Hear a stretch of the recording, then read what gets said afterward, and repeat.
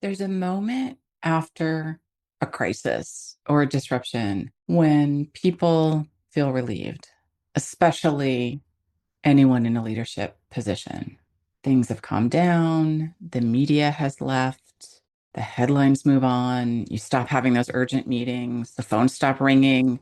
And from the outside, that can look like stability has returned. From the inside, it often means something else is happening.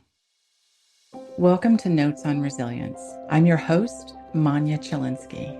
In today's episode, we're going to be talking about that phase of a crisis that sometimes doesn't get planned for, where the people in your organization or your community don't speak up, they don't escalate when they have a concern, and they might not even appear to be struggling right before they disengage or leave. Every crisis has a visible arc. There's the incident, whether it happens in a moment or it lasts over days or weeks. There is the response, which usually takes days, if not weeks. And then there's the recovery phase, which can start anywhere from a week to a few months after an event, depending on what the crisis is. What rarely gets talked about is the quiet phase for the people who experienced the crisis. So we resume our routines, we maybe slow down communication about the crisis. We try to get back to normal, whatever somebody is defining normal as. And our leaders stop talking about the crisis and they stop paying attention to it. Their attention shifts to whatever else is happening today. And nothing is obviously wrong. That's what makes this a little bit dangerous. I think we all do this. We assume that because there's no noise or because someone's not complaining about something, it means things have been resolved.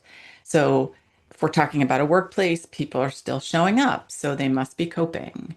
We're talking about a community, no one is raising any issues, so the worst must be over. And people are still going to work, doing the things they normally do. That must mean they're resilient. And there's also an assumption that anyone who needed help would have asked for it already. And that just isn't how that really works. But from a leadership perspective, it feels reasonable. And as a leader, right, we are trained to respond to signals and things we see, behavior, not to somebody being quiet.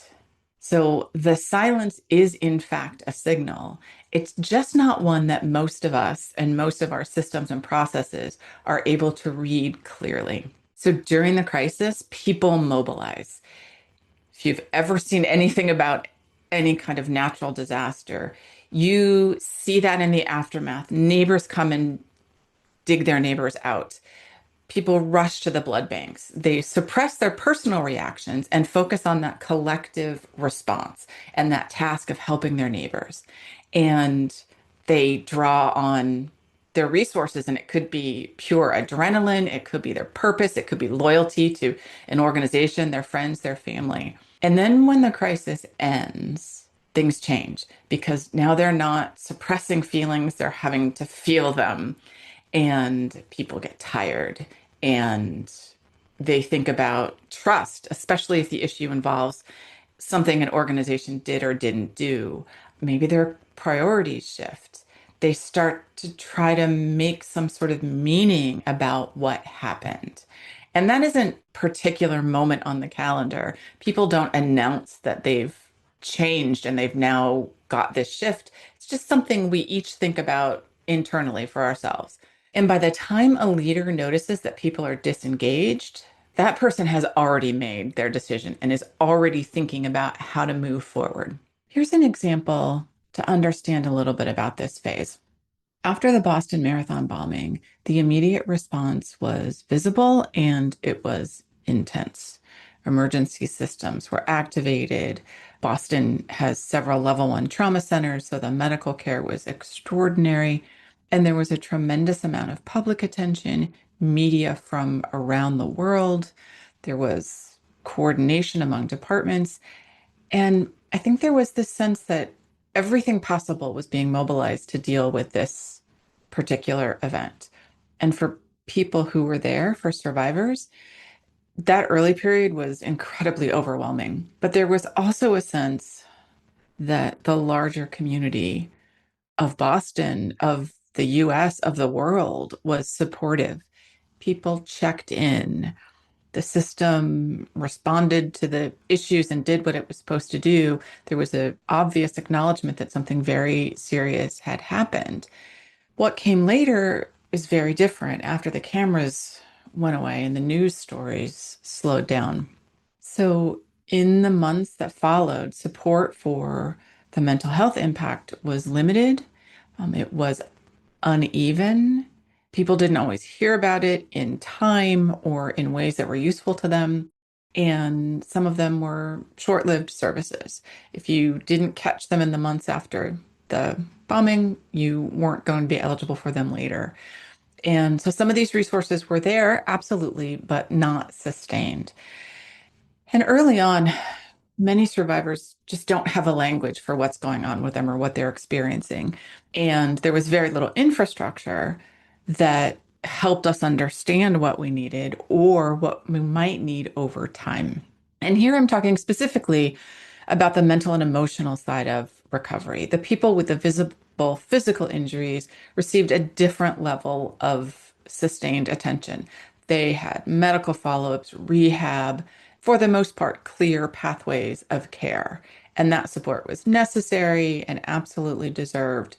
But for many people carrying psychological wounds, those invisible injuries, and many of us did not have any kind of visible physical injury, that support, as I said, was harder to access and it was more fragmented. You had to know where to look, and most of us didn't know where to look. So our system is designed to respond to acute injury, not built to accompany people through the long-term emotional impact. And that really reveals where we tend to do better and where we tend to fall short. So the crisis has passed, at least from the institutional or the systems perspective, right? The cleanup has started. We're maybe physically rebuilding. In the case of the bombing, people are rebuilding their physical selves because things are urgent and the attention is concentrated, and we know we have to fix this. And we as humans can come together really well in that instance of crisis. But after the urgency fades, it's easy for that to go away, to disperse. Now, there isn't a moment typically when someone says, okay, boom, support's ending, done, we're done. There's not an announcement that we believe nobody needs any more care. That's not the case. It simply just goes away. The urgency is no longer there, and it goes away quietly. And then that's the point where, as someone dealing with emotional or mental stress after one of these kind of events, we assume, okay, we're supposed to manage this on our own. And that's what the quiet phase looks like. It's not abandonment specifically or dramatically. It's absence of talking about it, absence of support. And this isn't an intentional neglect. It just ends up to be that way by default once we get through that urgent phase. And that absence and that neglect, we'll call it, can shape how people relate to their community, to their leaders, to their organization. And that moment of urgency, that moment of the crisis, that was the moment of visibility. The ongoing impact is much harder to see, it's harder to explain, and it's easier for everyone, our organizations, our leaders to overlook. And as survivors, we see that. We see when the attention is highest, who the attention is for. We notice when the attention fades. And we don't usually, if we're talking about the workplace, people don't necessarily leave the moment support disappears. We stay and we cope and we tell ourselves we should be fine and maybe recalibrate our relationship to the organization. I know after Boston Marathon bombing, I recalibrated my relationship with the city and our city leadership and how I felt about it. And on the municipal level, that's not something people are necessarily going to notice. But in a workplace, by the time you notice that disengagement or when somebody leaves, they're already gone. They've been gone for a while. So that quiet phase is so important. People who have survived trauma and disaster in the past understand this delayed impact. That surviving often means we have to postpone our emotional processing until that moment where we feel safe again, or those moments where we start to feel safe. So the processing waits until that moment. And that phase where we're quiet, we're also trying to figure out what's going on. Maybe we couldn't ask questions earlier because we just weren't in a place to be able to understand the answers.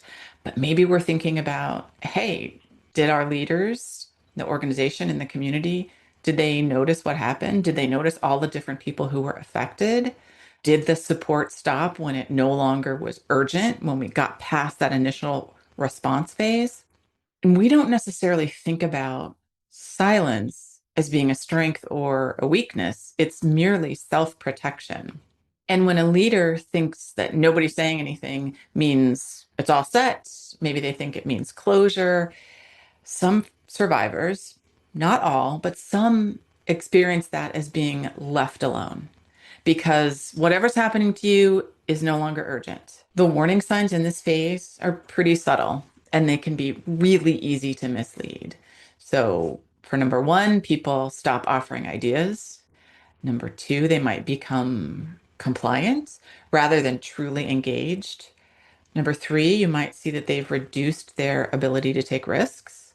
Or conversely, you might see someone who's taking massive risks they never would have done before.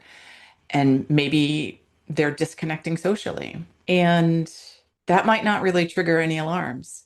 And you might see that as being stable, not the over risk taking, but the rest of it. But for an employee in an organization, in a workplace, that can feel like distance. And that's how you can lose people without even realizing it. So, leaders who get through this phase well do something that might feel counterintuitive. They stay present after the urgency ends. So, they schedule follow ups weeks or months later to check in. They understand that a whole range of reactions are normal, including delayed responses. They communicate with their community or with their team that support will continue. There's not an expiration date. And they watch people and they look for those shifts in behavior, not just trying to track the internal metrics of performance. They don't force someone to disclose what happened to them, and they don't try to get people to talk about their experience and don't over intervene, but they remain visible and say, I'm here, I believe you, I will listen. Most people don't necessarily leave an organization, if we're talking about a workplace here, because of a crisis. They leave because of what happens afterwards. That quiet phase is not stability, not necessarily. It's something that you need to pay attention to. Thank you for listening to Notes on Resilience. I'm Manya Chilinsky, a speaker and advisor. My work focuses on how leaders support people through pressure and disruption. The show is edited by Neil Panji, and it's hosted on Buzzsprout. Subscribe to the podcast to stay connected and sign up for the newsletter at manyachilinsky.com/notes for monthly insights and updates.